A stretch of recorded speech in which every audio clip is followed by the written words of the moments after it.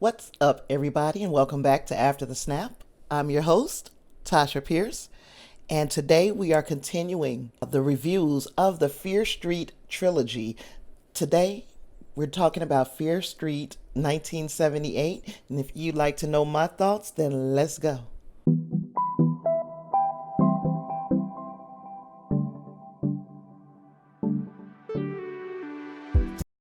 All right, Fear Street 1978 was initially released on Netflix on July 8th, 2021. It is directed by Leigh Janiak, and the screenplay is also by Leigh Janiak and Zach Olkowitz.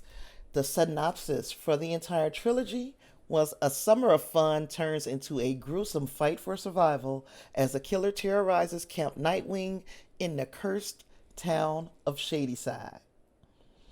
So, Fear Street 1978 is the middle installment of a trilogy of horror films based on the RL Stine young adult fiction series of the same name. Leigh Janiak directed all three movies, and if you stumbled on this review first, I'm going to put an info card here or somewhere here so you can access my review for the first of the three movies, which was Fear Street 1994. Of course, I'm going to give my thoughts on this movie in a spoiler-free fashion. But if you would ever like to get a more in-depth discussion on any film that I review, including this trilogy, please just leave a comment and I will be glad to host a spoilerific live stream just for you. Fear Street 1978 continues to unravel the mystery of what the hell is going on in Shadyside.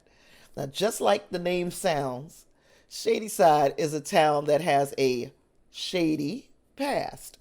And over hundreds of years, the town has been plagued with all manner of crime, like bludgeonings, axe murders, slashers. It has been dubbed by the in-universe media as the killer capital, and it lives up to the name. And trust me, I know a thing or two about killer capitals because once upon a time, my hometown, Gary, Indiana, was the killer capital of the United States. So it's not a good place to be when that is what your claim to fame is. Anywho, the neighboring town is Sunnyvale, small town America.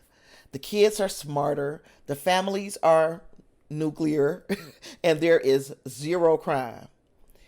We visited the stark differences between these two communities in Fear Street 1994, and in this episode, we saw more of the dynamic between the residents of both towns. The Sunnyvalers were high and mighty; they could do no wrong. The Shadysiders have limitations placed on them at birth, simply because of where they were born. Now, this chapter of the story takes place in 1978 in Camp Nightwing, because why not? When you see the camp, you are instantly transported to Camp Crystal Lake. And if you understand that reference, you are probably older than the original stated target demographic for this film. And you know what? That's okay, because that's exactly what Janiak wants with this backdrop. This summer camp is for us. It's to basically take us back to being underage kids watching Friday the 13th for the very first time. Speaking of which, because while I'm on the subject of the target demographic, this movie changed my idea of what the target demographic is, because it is loaded with sexual content. Loaded. Drug use, recreational drugs, like the type of stuff, the devil's lettuce and that sort of thing.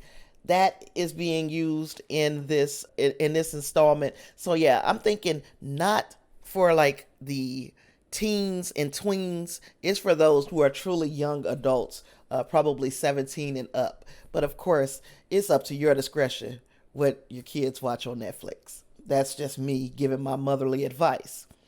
Anywho, this movie gives us more of the legend of Sarah Fear. As legend would have it, Sarah was a witch who place some type of curse on Shadyside. Now, the young folks of the communities are split as to whether this legend is true or false, but it's a fun story to tell at summer camp, right? Because everybody tells a scary story or two while they are at summer camp. Now, this camp was weird to me in a lot of ways, but the biggest way is because the kids were aged from about 10 years old to damn near grown. And it was also strange that these two very different towns shared this campsite. So those are two things that kind of stood out to me right away. Like, damn, y'all got the 10-year-olds here with the 18-year-olds. That can't never be good. But anyhow, in the last review, we revisited the rules to surviving a horror movie as laid out by the 1996 scary movie Scream. So just as a refresher, the first rule is to stay a virgin. Yep, no sex. Don't have sex, because being a virgin means you're innocent. And nobody wants to kill like the innocent person. The second rule is no booze, no drugs. And that is an extension of the first rule. It is about the innocence of a person. So if you use booze, drugs, and or have sex, you're pretty much saying, I want to check out early of this horror movie. The last and final rule for surviving a horror movie is never, ever, ever say, I'll be right back. Because you won't. You will not be right back. Nobody who says, I'll be right back in a horror movie ever really comes back. There are your rules. That is our refresher. Let's keep moving. You'll be pleased to know that the older teens still broke every single rule, despite the fact that those young kids that I was telling you about were present. And just like the last movie, we lose some kids in this installment. The difference is there were no on-screen depictions of the younger children getting the axe, but all bets were off for the older teens. Yeah, there are several graphic murders and implied attacks on the younger kids, but the older kids, yeah, we see them catch it. And if you're going to be bothered by the implication of the murder of a young child in a movie, then this movie is not for you.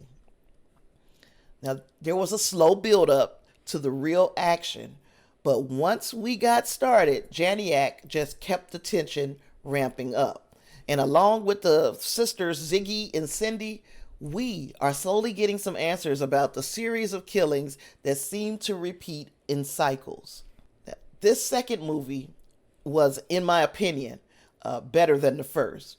If you saw my review of Fear Street 1994, you'll know that I liked it, but I didn't score it high because so much of it was cut and paste from the 90s era horror films, and I wasn't sure if that was meant to be satirical or respectful.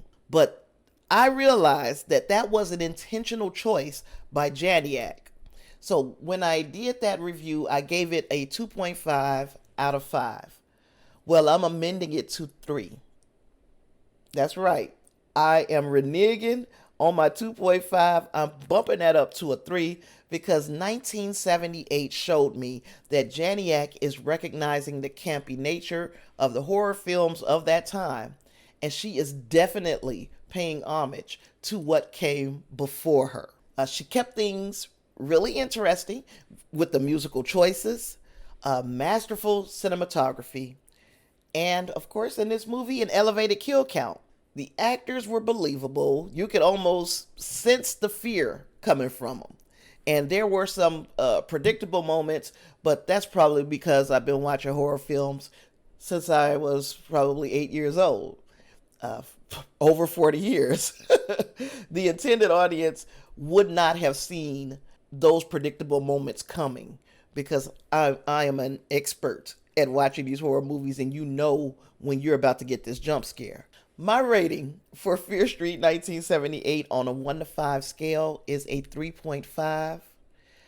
This movie is a more than capable sequel, and I really hope that Fear Street 1666 knocks it out of the park. So stay tuned for my final review of Fear Street 1666. That'll be coming sometime next week.